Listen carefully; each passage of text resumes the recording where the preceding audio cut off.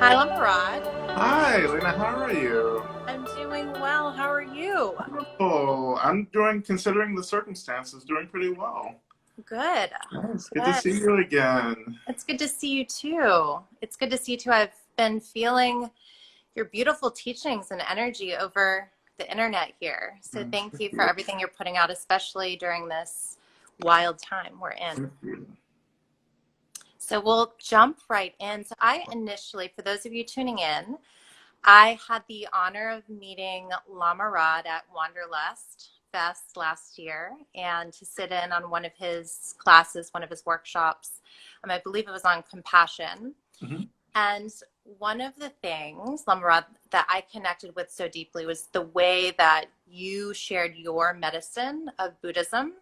I'm Mhm. very interested, especially as someone who grew up in a Buddhist home with a Vietnamese Buddhist mom and a dad from Marietta, Georgia. So interesting, like East-West combination. Mhm.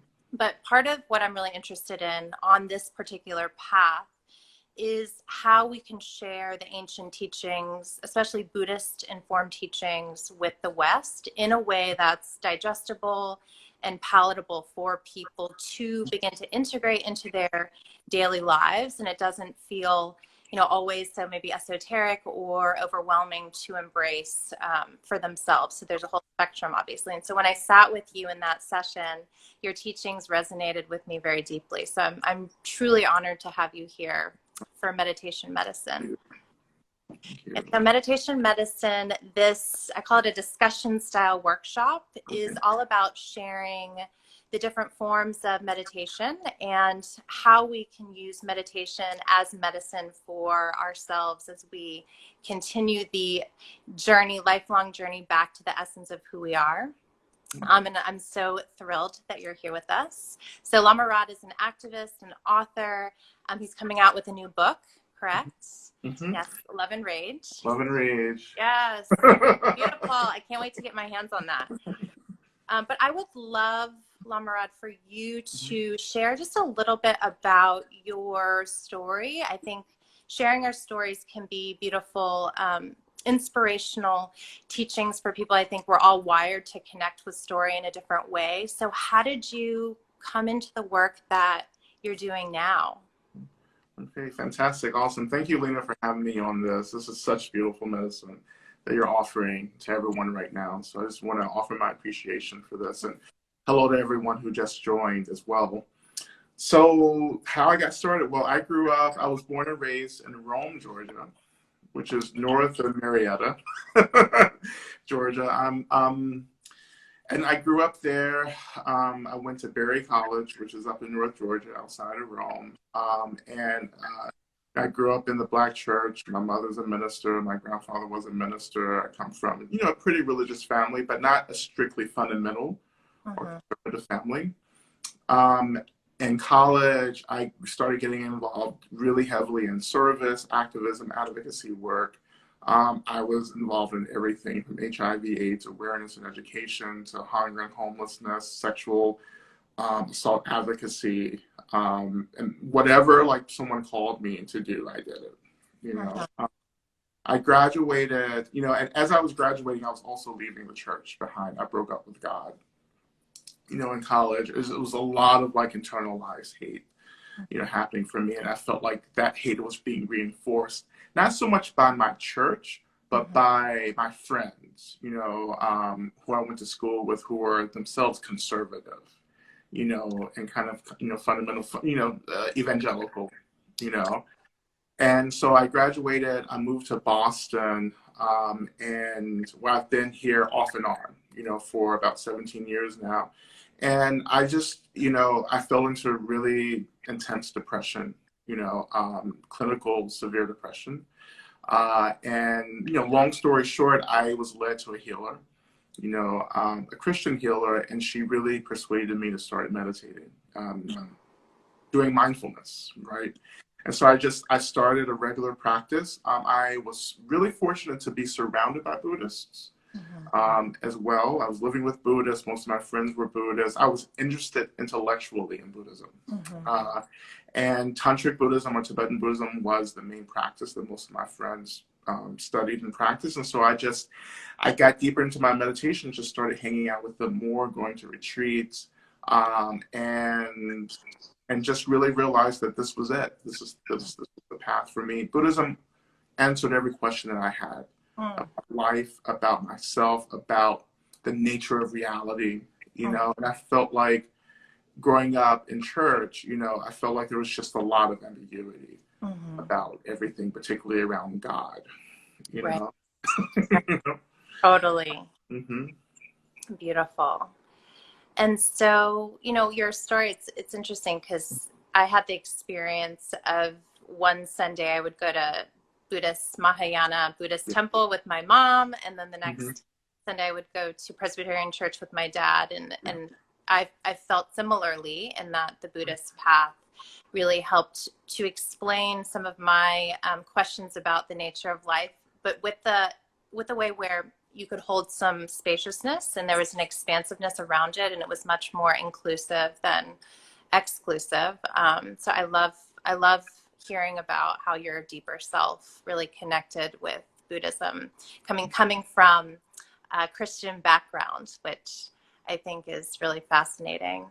So as you continue your path as an activist and as a Black man in this society, in our world, how would you say that you understand the intersection between meditation and social change, and like what opportunities do we have as teachers, as humans, as individuals to embrace meditation as a catalyst for social change? Yeah, absolutely. I think that meditation is a critical part of social change, you know, and it's been a critical part for me. You know, I came into meditation as an activist, but my practice as an activist was actually kind of killing me because there was no support around mental health, you know, and what I needed most was really like a tool to help me work with the hopelessness and the anger and the rage, you know, like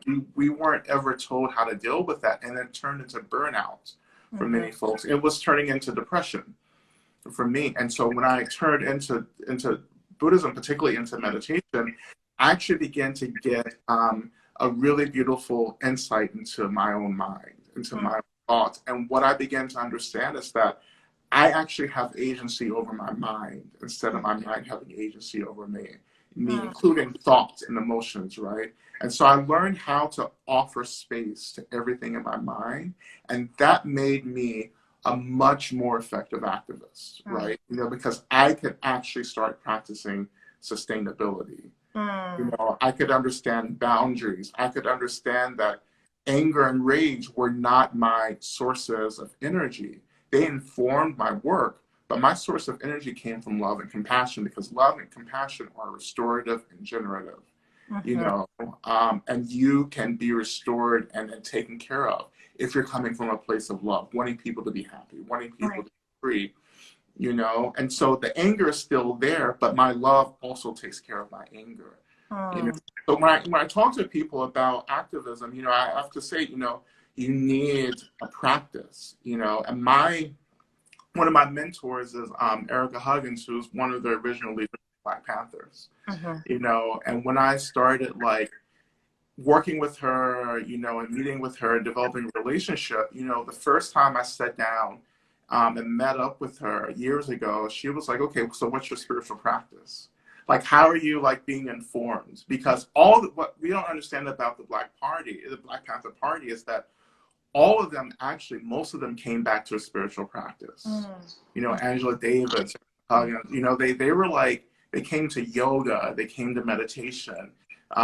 Many of them were with a great teacher named Muktananda, who was out in Oakland, LA area. You know, she was like, if you want to create real change, you need to have a practice that can hold you.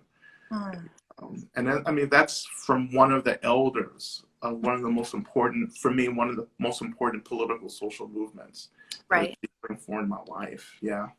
How beautiful and transformative. And what you're saying is so intimately connected with Buddhist practice, right? The non-duality, the interdependence, that, in order to have a chance of being, an effective activist or inspiring and being the catalyst of social change, we need to have this practice to care for ourselves, because our inner life is not separate from the systems and societies that we see. And so, we created them. So they're reflections of our collective psyche. And that's such an important, I think, for those of you tuning in, because I come from a social work background.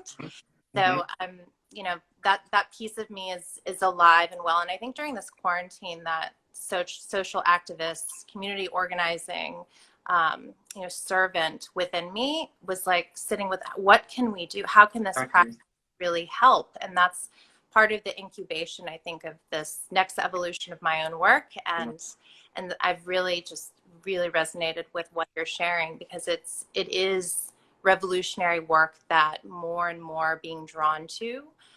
But we need that, what did you say, the restorative and regenerative ways to meet ourselves. And that's counterbalancing what the fire of the rage and the anger, which is also purposeful, which is also what I'm hearing you say. Exactly. Right? Yeah. I think it's like really for both of us, I'm a convert to Dharma. You were born into practice, but we're both, Americans, Westerners and Georgians. Yes. Yes. I often get the question, how did someone from Rome, Georgia end up in the position I'm in? I just had a desire to be free. Like no matter where you're born, if you want to be free, the universe, the path opens up, for us, And I think one of the most important things that we can do as contemporary, practitioners is to allow the Dharma to move through, our identity locations, like it's so beautiful to see practitioners and teachers in different places and locations. Right? And to see them channeling Dharma into the spaces they're at, because my root teacher, Lama Rinpoche, told me when I first became authorized as a teacher, he said, you'll be able to get to people that I won't be able to get to, because like you're an American, you're Black, you're this and that, and my teacher was an elder Tibetan master. He was like, you can do things that I can't do, and you reach people that I can't reach, right? And I reach people that you can't reach, but we all work together in the service of Dharma, wanting people to just be loved and to feel held, and to give them a way out of this, into freedom and liberation. Yes. Freedom is the foundation of it all. And anyone on this, whether we want to call it the path of awakening, the spiritual path, that is the essence, that is the core of it, is that freedom. And you're so right. I think, I work with a lot of practitioners on the spiritual path, or wellness practitioners who are, trying to cultivate their business, and there can be this scarcity consciousness around, but there's so many people teaching meditation, for example. But I want to just like tease that out. What you're saying, Rod, is that, whether it's flowing through you, through me, through someone else, we all have a sacred medicine and a Dharma kind of flavor that will reach those who resonate with that medicine. And we need that. We need that more and more. Yeah. Absolutely. It's about being authentic. Yes. And so many, as there's so many people in the field who are not themselves. They're not being themselves. They feel as if they have to perform in order to get the attention, to get the clients or the students that they want. And this is so dangerous. Right. That's not my understanding of Dharma. That's right. Yeah. And again, I see some of the people tuning in. That's one of the big topics we talk about is how do we shed those masks? It's like unlearning our way past all of the pieces of conditioning and who we've been taught we should be. Yes. In order to get back to that core self, which is a lifetime of work, clearly. Yes, absolutely. Yeah. So question, because I've been tuning in to some of your very inspiring videos, and I I just want to self-disclose here. I like wept at one of the things that you said Mhm. around really having this relationship with your brokenheartedness. And I just felt called to open it up. What does that mean to you? Yeah. You know, as humans on this earth, none of us are exempt from pain and suffering. That is a part of our human experience. Yeah. So why is that such an essential piece Yeah. of practice? It is like the most important thing to me. My broken heart is like my most important friend right now. And when I started writing Love and Rage, I realized that so much of the book was about brokenheartedness. You know, there's my anger, but my anger is actually pointing me to my broken heart. You know, my anger is trying to love me as it's showing me actually that I'm just deeply hurt. You know, and for me, the heartedness is it holds all these minor experiences of loneliness and anger and hopelessness and despair and sadness. It's like an umbrella. But like in general, my brokenheartedness is like this deep, deep experience of disappointments. You know, like being in samsara, cyclic existence, this wheel of birth and rebirth, it's like I don't get what I want. Like I'm always looking for happiness and comfort, but I'm always running into violence and, and discomfort. And I have to mourn that, so my broken heart actually helps me to stay really close to my basic experience. But as I get closer, I can use these tools of mourning and so forth to open up the space around the brokenheartedness.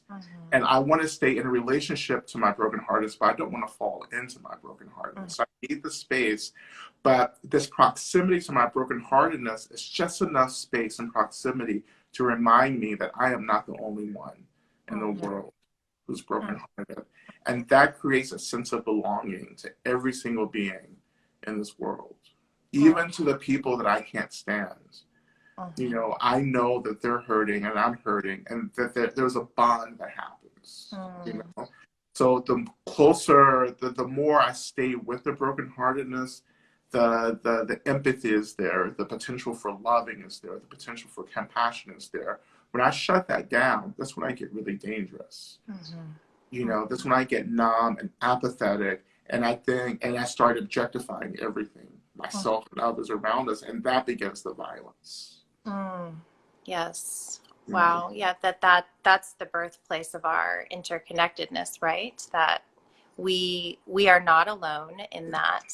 And that is, the words that came through as you were sharing so beautifully was the heart of humanity. Like this is what we're connected to when we're connecting with our brokenheartedness.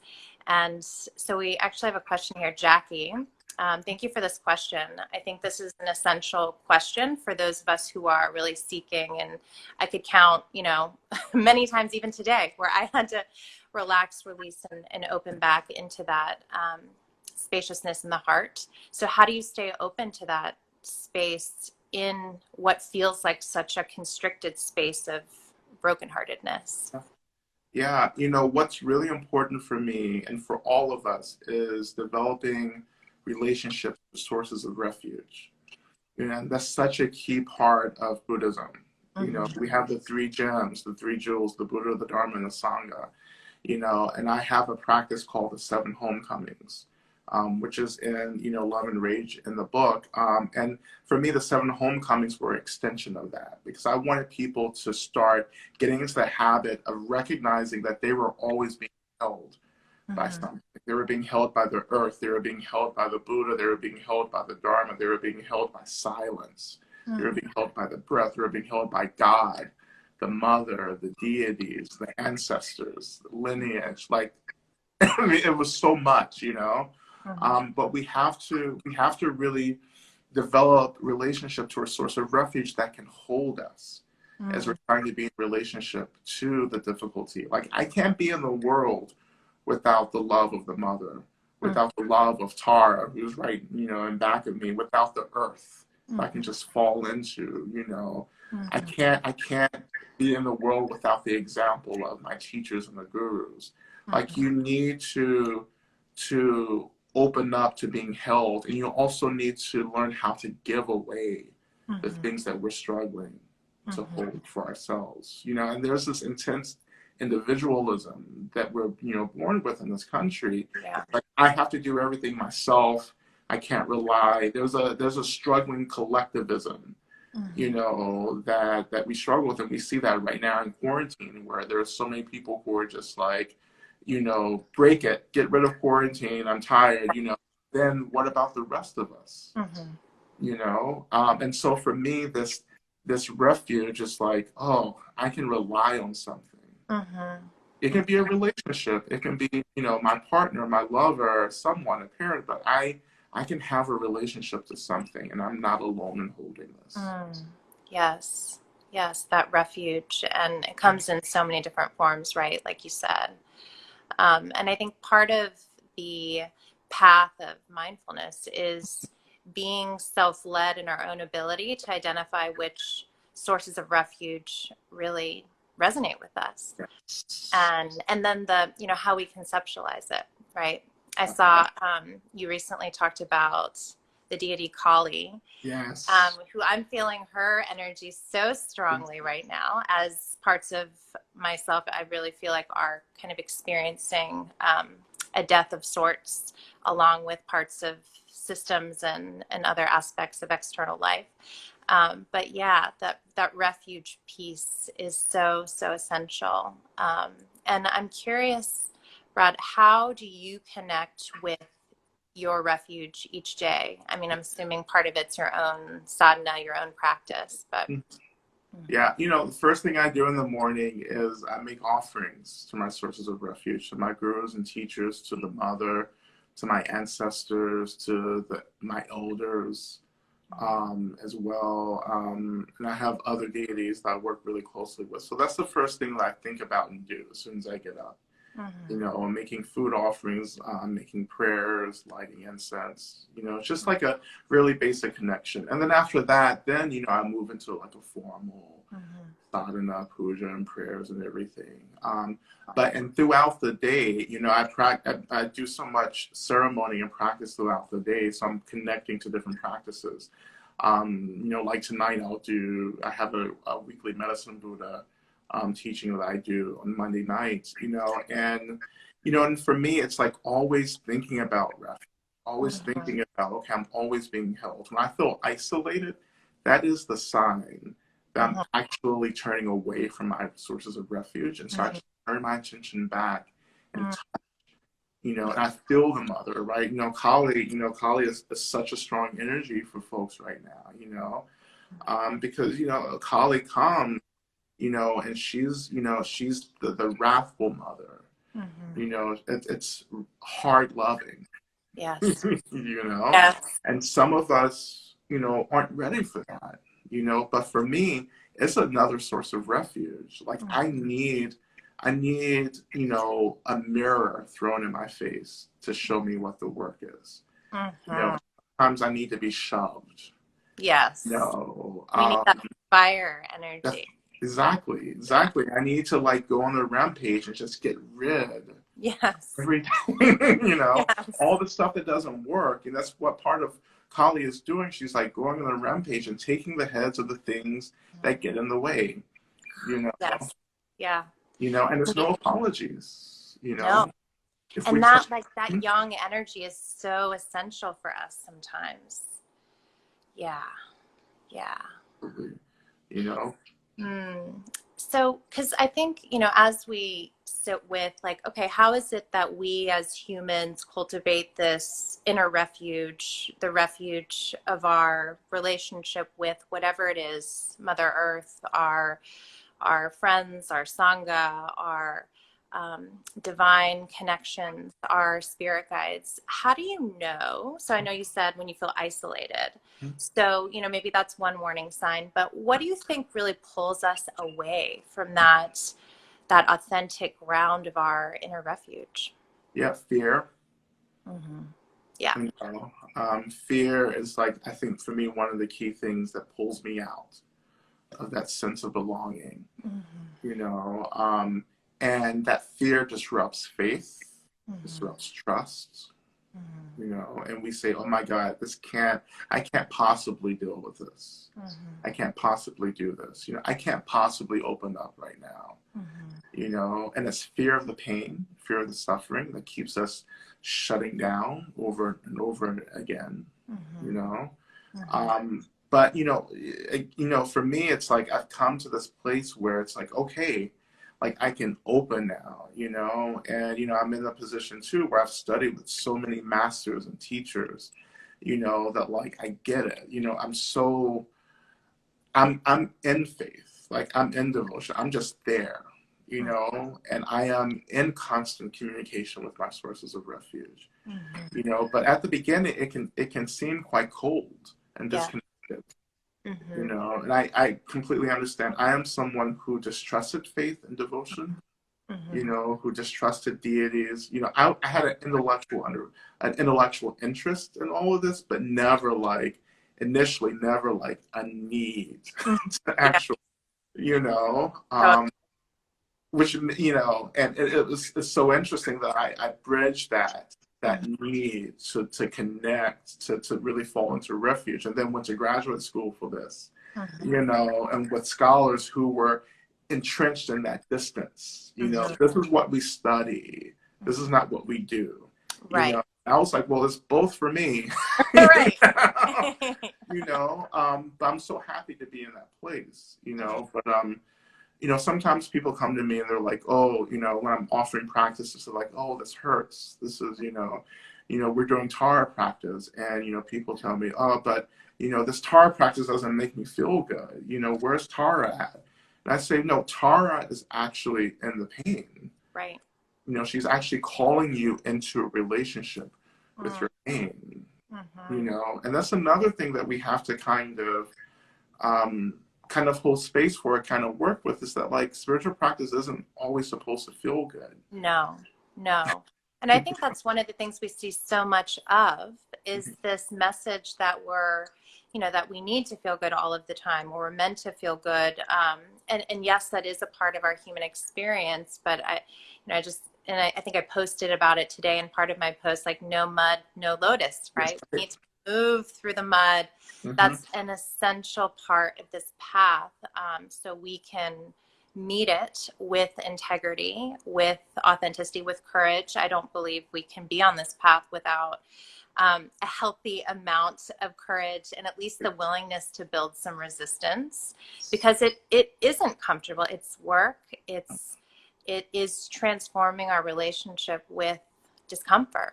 And, you know, in my mind, I feel that that's much needed in our society. Yeah, exactly. Yeah. So kind of shifting a bit, because I'm really like getting this kind of guidance and message to talk some about acceptance. And so, Lama Rod, what would you say is the role with meditation as a practice to really accept the reality of our history of oppression and discrimination and pain? Yeah. Well, you know, we need the tools and the support to turn our attention into the ways in which these histories of trauma are actually narratives. These histories of oppression are actually, you know, narratives of trauma within our experience. Trauma that lives within our experience, trauma that we react to and create realities of oppression. They're actually just expressions of trauma themselves. You know, so many people think that they can move out into the world and just do the work of justice and disrupting systems of oppression. Then I say, well, what about the system of oppression that's, you know, perpetuating itself inside of your experience? You know, because I tell people all the time, it's like, maybe one day we wake up, you know, and all these systems of oppression have ended, you know, but like the potentiality for these systems coming back is really good, you know, because we haven't disrupted the system within our experience. You know, there's the will of the experience still spinning.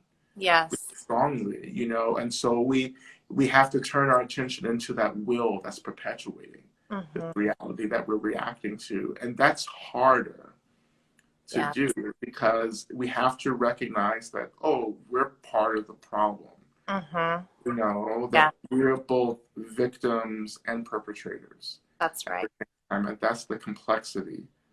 All of us, you know, like I can be, you know, we can be people of color, you know, and have this marginalized space, but at the same time, there are ways in which we can perpetuate at the same time. And we have to take responsibility for both. Yes. You know? And that's heartbreaking, right? That's the heartbreak that we have to mourn. You know, and we have to allow ourselves to be complex beings. You know, like oversimplification is just an act of violence. And it doesn't get us anywhere. It just makes it seem easy. You know, if I can just simplify it, it's either this or that. But really the path is like in all of this, right? Right. Yes, you know, and. Yes, and coming into the middle, into the grayness, away from the extremes of black and white. And that's where the real transformation is going to happen. And it's such a risk to do that. Such a risk, and so much fear to peel back in order to embrace the truth that we are the victim and the aggressor. And that is not a small, for those of you tuning in, that is not a small act, but it is the work of a lifetime. It's the work of the Dharma. It's the work of those of us who are cultivating presence within us, because we need to see clearly, see wisely, right, what we embody. Yeah, absolutely. Look, it's been so important for me to understand, you know, my participation in patriarchy. You know, as a cisgendered man, right? You know, yes, I am at the intersection of queerness, maleness, and blackness. There's a particular kind of oppression. There's also a particular kind of privilege at the same time. And I have to name all of that. I have to get into the complexity of all of that for me, you know. And that's where the change begins, you know. I was, you know, I have this thing where, you know, I say, I don't believe in being a good person anymore. You know, like it's a trap, because good people can't change. It's hard for good people to see the ways in which they're not good. You know, and so instead I kind of like left that alone and just started saying, you know, I'm just like a person who's trying to practice goodness for every decision. What a beautiful reframe. You know, and it gives me the space to see all the ways in which I am not practicing goodness, you know, but it also, interestingly enough, gives me the space to skillfully make choices to be unskillful. Tweet that one, I love it. I mean, I can intentionally be messy, you know, and petty and mean, because what we also struggle with is perfection. Yes. You know, and so I want to disrupt that perfection, and like it's like being a pressure cooker and needing a valve to like let steam off, you know. And so intentionally saying, you know, I'm going to tell a really bad joke in the company of really good friends, you know? And if this gets out, it's going to be really bad, but like I need a space to let this out. It's like farting, right? It's like I just need to fart. You know, but so many of us can't do that, you know, and that's again complexity.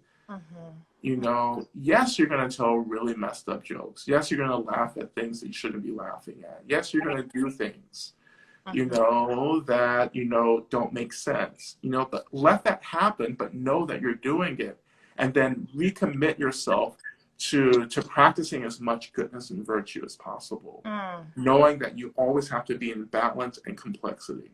Yes. Always. Balance and complexity. And that's why we can't do these practices without the element of self-compassion, without the capacity and the intention of self-compassion, because then we get into the wheel of judgment. But you're speaking to my soul right now, because that is very much connected to the Kali energy I'm feeling. I'm a recovering good girl perfectionist. It's hard to see that. I'm so surprised. Well, it's interesting, like, okay, non-duality, of course, right? My mom taught me the sacred practices of Buddhism, but she was also a very strict Asian tiger mom. So Uh-huh. it's like, Yeah. so I have all of that embodied within me, and it's been quite intense but powerful to feel those old parts. And a lot of it was triggered through getting divorced a couple of years ago, when I could no longer be the good girl in my family system. So those parts of me began to die as I was excavating, the essence of who, kind of more alignment between how I'm living my life and my divine potential. But yeah, it is a really, really challenging path at times, for sure. But that balance of complexity and messiness, we need to embrace the messiness of our human nature. Yes. Yeah. Yeah. We have to also take care of the guilt. Mm-hmm. The guilt gets in the way as well. Yes. You know? Yes. Again, it comes from just wanting to be perfect, wanting to do a lot of work really quickly, Mm-hmm. and not having, as you just pointed out, the self-compassion. Like, we need the gentleness. Mm-hmm. We need to understand that we're creatures that ache and hurt, and we have to take care of that. And we have to call on sources of refuge to help hold us, in this. We won't be 100% woke by the end of our life. We're a project. We're in progress. And the thing that I love about Buddhism is that, like, we're a project that's happening over a span of a very long time. Not just this life, but many lifetimes. And that can take For the me, pressure off. it's hopeful. Yes. It's like, and that's the thing that I couldn't understand about Christianity. It's like, wait, I have this one life to get it right. Right. And I looked around and I was like, well, what about people who just had no idea that there was a different path to take? Right. What about people who were born into circumstances that it was just impossible for them to do any better? Like, that was the crack. Christianity that kind of it kept me from really buying into it. But then reincarnation and rebirth and cyclic existence was like, oh, that makes so much more sense. Yes, it does. And it's like you said, it's so much more hopeful that we are setting the intention to, practice goodness in this imperfect being that we are. And we don't have to be good. That reminds me of the Mary Oliver poem, You Don't Have to Be Good. Yep. But yeah, it's an intention. The goodness, practicing goodness is different than the ego being attached to having to be good in order to feel safe and okay, because we're attached to the external responses from others. Yeah. So I want to make sure we have plenty of time for a delicious practice this evening. And I would love for you to guide us in whatever practice feels, resonant with you right now. We have about 20 minutes left. So if we do a 10-minute practice, we can have some time I want to talk a little bit about your book. Okay. And then have just a few minutes for questions if people have some questions. Okay. Awesome. All right. Let's do it. Yes, do it. And I love to begin my practice by recognizing that I have a body. It seems really basic, but it's something that we forget. That the Buddha taught that we can't really achieve liberation until the mind and body are brought into union, into connection. And so I began my practice by saying, Rod, you are embodied. There's a body here. And maybe I can't be with the sensations of my body, but I can recognize there's a body here, So I just do that, and it's a way for me to gently turn my attention back into this moment, back into this time, back into my intention of really just like practicing mindfully, I just noticed that for myself, and as we move through practice, we have a deeper practice of being kind to ourselves and being generous and open. And so we always want to be sure that we're not pushing into material that's really hard for us to hold in our practice. So all of our bodies and experiences have narratives like trauma, that we have to be aware of to take care of ourselves as we move through that. So anything that I may offer you as a practice, always be in discernment about if this is something that you can work with in your practice right now. And if you can't, that's fine. That's part of the practice, is knowing that you can't do something. So if you feel resourced enough, I invite you to turn your attention to your breath, just noticing the in breath and the out breath. And for me, when I turn my attention to the breath, I allow my breath to offer me data, information about how I'm doing.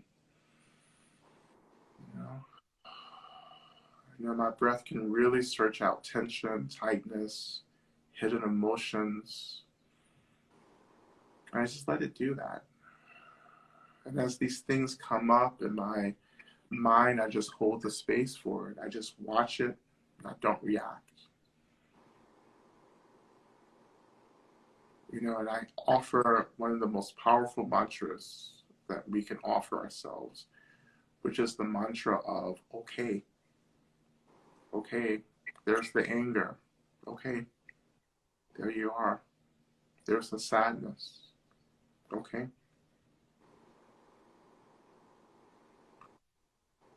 And if you can, just, dropping your attention down to the seat, noticing the weight of the body, noticing the sensations of the body making contact with the seat. Letting those sensations anchor your attention down low, down close to the earth, getting closer to this really important source of refuge, which is the earth itself.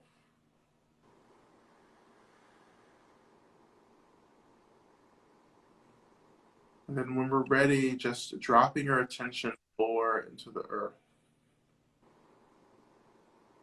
The foundation under us. Even if we're sitting on a floor, on a third-story building, right? It doesn't matter. The floor under us represents the earth, the foundation. And as our attention touches into the earth is touching us back. As the earth touches us, it is loving us. And in this moment, I just allow myself to be held by the earth as a source of refuge, letting myself fall into being held by this foundation. And just exploring what that experience is for you.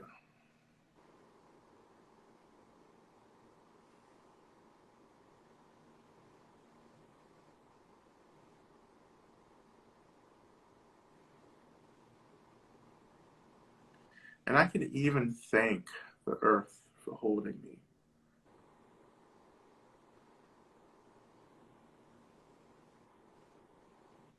Offering my appreciation for the source of refuge.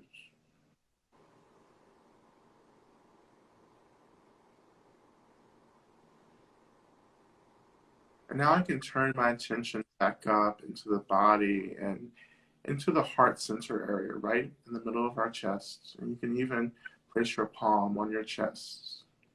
And you can even notice, if you feel resourced enough, you can notice the sensation of your palm resting on your chest.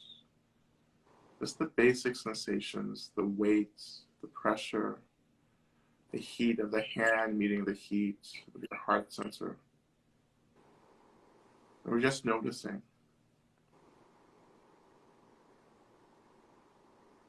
And I even invite you to begin to reflect on something that you're grateful for.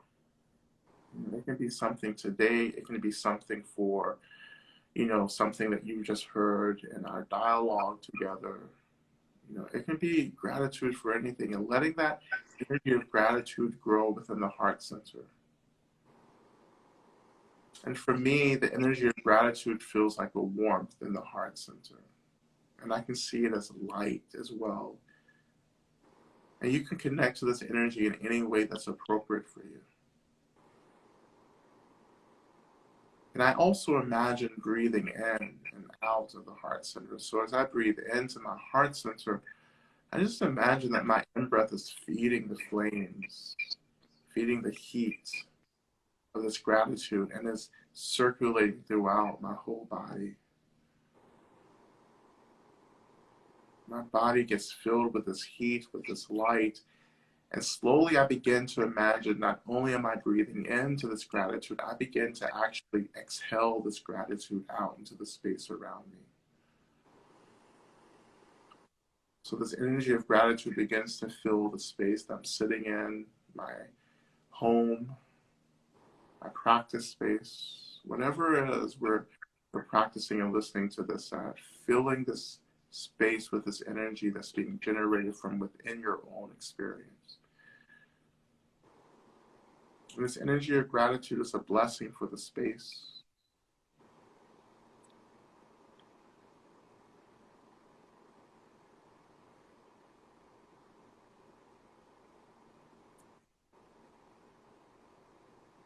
And just within this remaining minute of practice, just imagine you're taking this energy of gratitude and just sharing it with everything around you. So we're sharing this energy of gratitude down into the earth.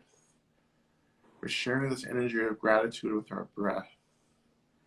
We're sharing this energy of gratitude back into our bodies, thanking our bodies. We're sharing this energy of gratitude with our seats. We're sharing this energy of gratitude with our homes.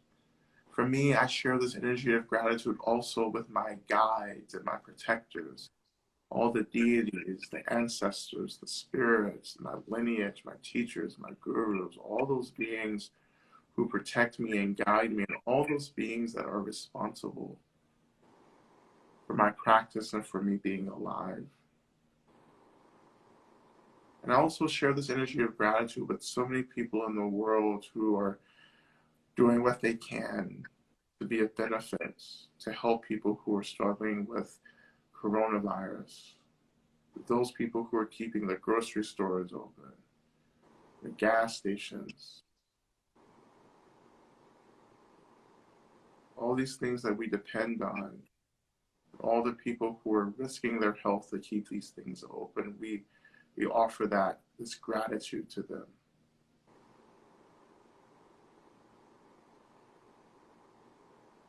And so slowly we come back into this moment, this space, moving out of the practice, coming back to the breath, breathing deeply. Just offering a nice cleansing breath. Just letting go and getting back into this moment. Thank you all so much for your practice.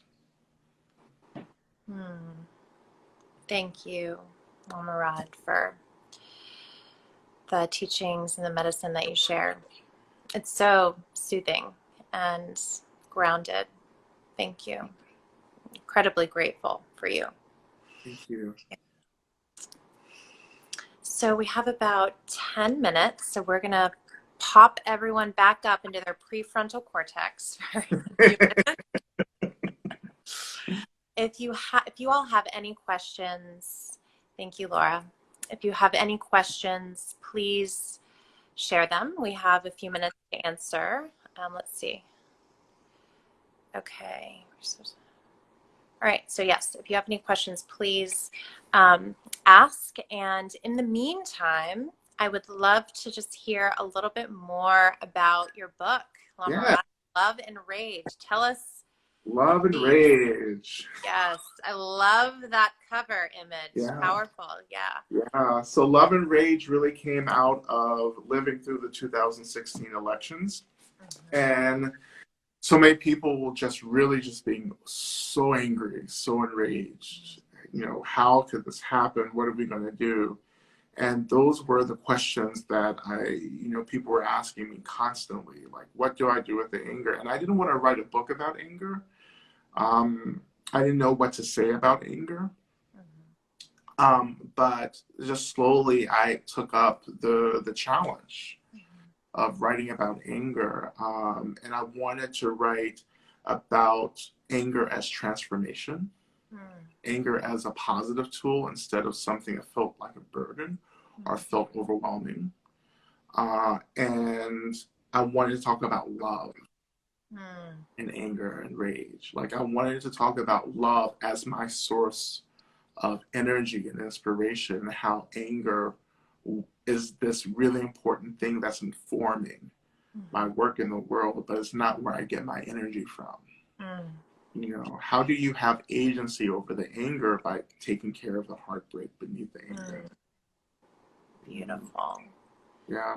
Yeah. And it's out on June 16th. And Yes. it's up for pre-order. Yeah. Amazing. So we can pre-order it now.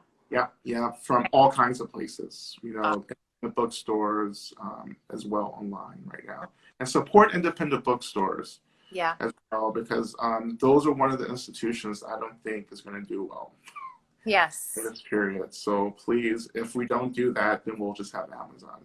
Yeah, right, exactly. So let's plug the independent bookstores, those sweet bookstores that you love, that you remember from your childhood as well.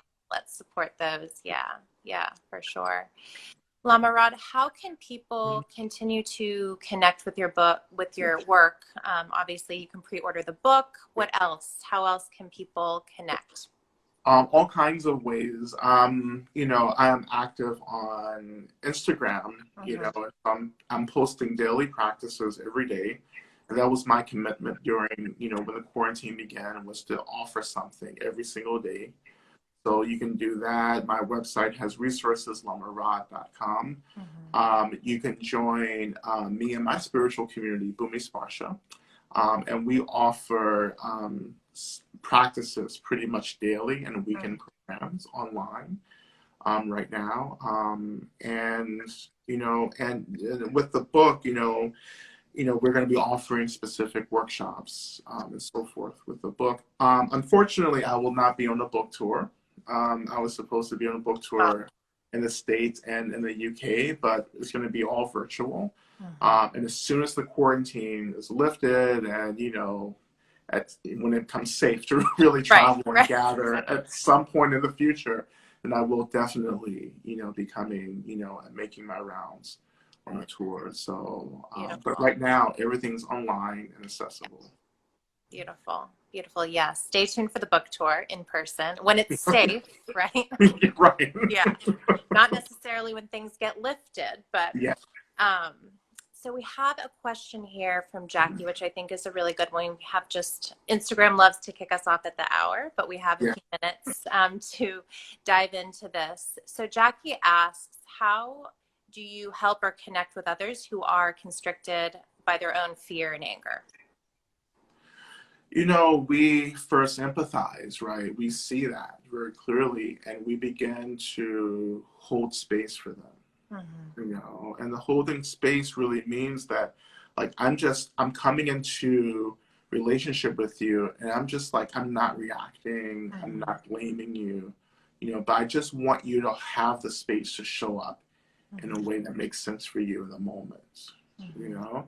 And sometimes it's not about, you know, just kind of offering helpful advice or whatever, but it's really just about being a kind, gentle, grounded presence.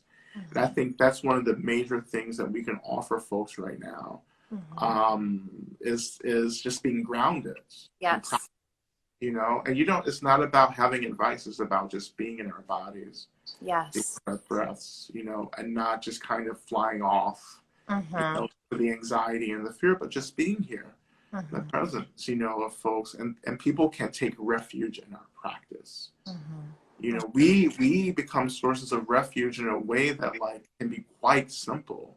Yes. You know, it's just like, we just practice. We do our practice, you know, and my commitment to people is to stay visible and grounded, you know, as my offering to folks. And that's my basic offering, is to stay visible and stay grounded, and to offer this kind of medicine as much as possible.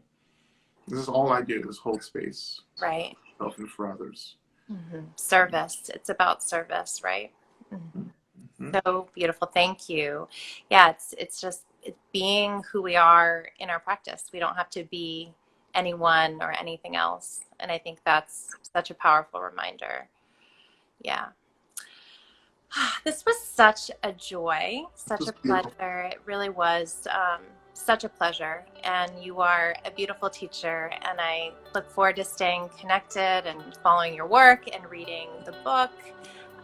So much gratitude to you for agreeing to come on with everybody today.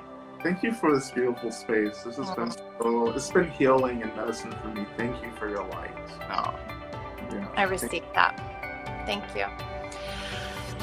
Okay, so I hope to see everyone next week for Meditation Medicine, where we share more embodied medicine around different forms of meditation. If you're interested in learning more about mindfulness and how to practice in your own day-to-day life, I have a new course out called the Being Series, and it's a 5-week course, very accessible, lifetime access to the teachings. You can click the link in my bio for that.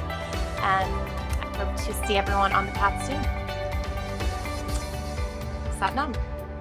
Right. All right. Have a beautiful night, Lama Rod. Take care. Thank you. Thank you. Bye, everyone. Bye. Bye, everybody.